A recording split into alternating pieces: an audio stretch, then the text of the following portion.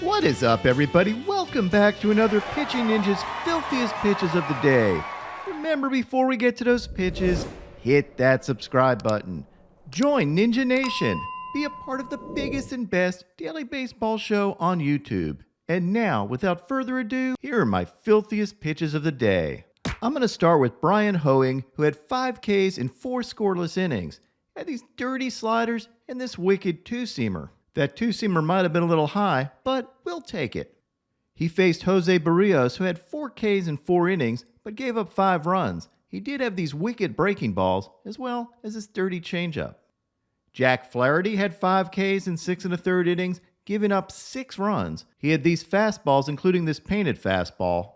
And he faced Josiah Gray, who had 6 Ks in 5 innings, but gave up 6 earned runs, and had these sliders and curveball for a sword. Andrew Heaney had 6 Ks in 5 2/3 innings, giving up only 2 earned runs, and had his fastball, changeup, and slider.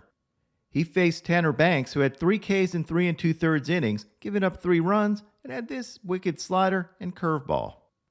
Osvaldo Bido had 7 Ks in 6 innings, giving up 3 runs. He had these fastball, sliders, and changeup, and I thought it was a really solid outing for him. He battled Drew Smiley, who had 4 Ks in 5 innings, giving up no runs, but struggled with command a bit with 5 walks. He had these cutters and, of course, his knuckle curves.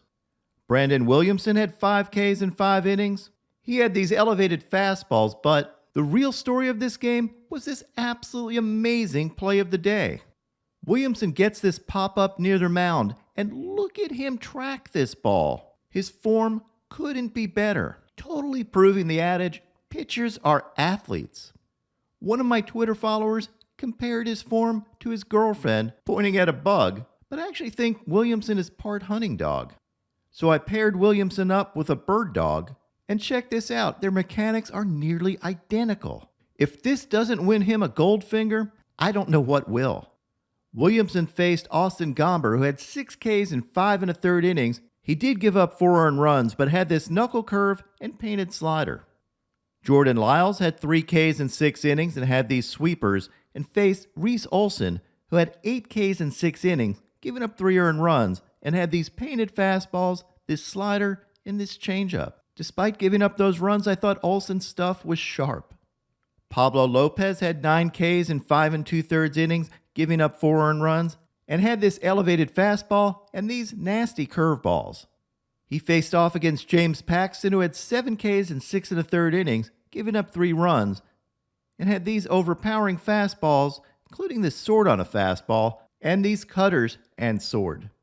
Merrill Kelly had 7 Ks in 7 innings, giving up only 1 run on 3 hits. He had these perfectly painted fastballs, this curveball, and this changeup. Hunter Brown had 7 Ks in 5 2/3 innings, giving up 6 runs. He did have this wicked 95-mile-an-hour slider. Yep, he calls it a slider at 95 miles an hour. And also had this fastball. He faced yesterday's filthiest starting pitcher of the day, Max Scherzer, who had 8 Ks in 8 innings, giving up only 1 run on 4 hits. He had this 95-mile-an-hour painted fastball, as well as these changeups.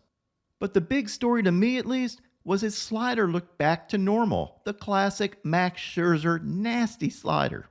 He clearly made some adjustments and got 7 whiffs on that slider. And here's an overlay of his fastball and slider, and you can see why when his slider is on, it is a perfect complement to Scherzer's fastball. Now on to my filthiest relievers. Huascar Brazoban had this fastball and changeup. Camilo Doval had this filthy slider. Josh Sborz had this curveball and slider. Tim Hill had this fastball and this nasty sinker. Keaton Wynn had these filthy splitters. Cue the saxophone, Alexis Diaz had these fastballs. Joe Kelly had this vicious 101-mile-an-hour two-seamer. That ran 18 inches. He also had these sick breaking balls. In the College World Series, Cam Manassi had these fastballs and got the ground ball to seal the win for Wake Forest over LSU. You might remember Cam Manassi's name because he's a 2-time Pitching Ninja K-Strut winner for college baseball. He had this amazing spinning K-Strut, this Ministry of Silly Walks K-Strut, John Cleese Eat Your Heart Out, and even had this glorious K-Strut fail, kicking his glove off. You go on with yourself, young K-Strut King. My filthiest relievers of the day are a tie. First, I have to give it up for Chase Burns from Tennessee, who had 9 Ks in 6 scoreless innings in relief. These home plate views show just how filthy Burns was. Here's a 100-mile-an-hour cheese at the knees, as well as this 101-mile-an-hour elevated fastball. Look at how quick that gets on you. But the real story was his slider. These things were up to 3,000 RPMs. He had this backdoor slider. You can see why you'd give up on that. As well as these wicked sliders at 87 and 90 miles an hour. And that paired with his 101-mile-an-hour fastball will make it a long day. And he had this totally disgusting slider that shows you why every hit is a minor miracle. Huge future ahead for Chase Burns. And I was so sure he locked up my reliever of the day, but then Jordan Hicks came in and had this 103-mile-an-hour backdoor two-seamer, as well as these insane 104-mile-an-hour bowling ball sinkers. What are you supposed to do with this? Utter insanity, and this gives Jordan Hicks 3 consecutive days where he was either my filthiest reliever of the day or co-filthiest reliever of the day. You can also see why his strikeout rate, which has never been that impressive despite his overwhelming velo, is now at 14 per 9. That's right, welcome back to Dong of the Week, where chicks who dig the long ball come to enjoy themselves. And I regret to inform you, but we're starting off again with Ronald Acuna Jr. He gets this middle meatball, and some people try and put this just over the fence. He crunches it dead center, 461. The Long Dong legend has been on this list like 8 weeks already this year. It's insane. Next, we're going to the Bay, where Mike Yastrzemski hits the best kind of dong, and that's a walk-off dong. Right in McCubby Cove, a.k.a. Barry's Bay, a.k.a. the Ponte Padre Tears. It was Mike's second of the day. And speaking of double dong days, we're going to Darno with the long dong of the week. Pretty sure Darno had a corked bat on this one, putting it 474 away. His first one was no cheapie either, at 433. Which, if you do the math, that's over 900 feet of dong. You know that's going to get you dong of the week every time.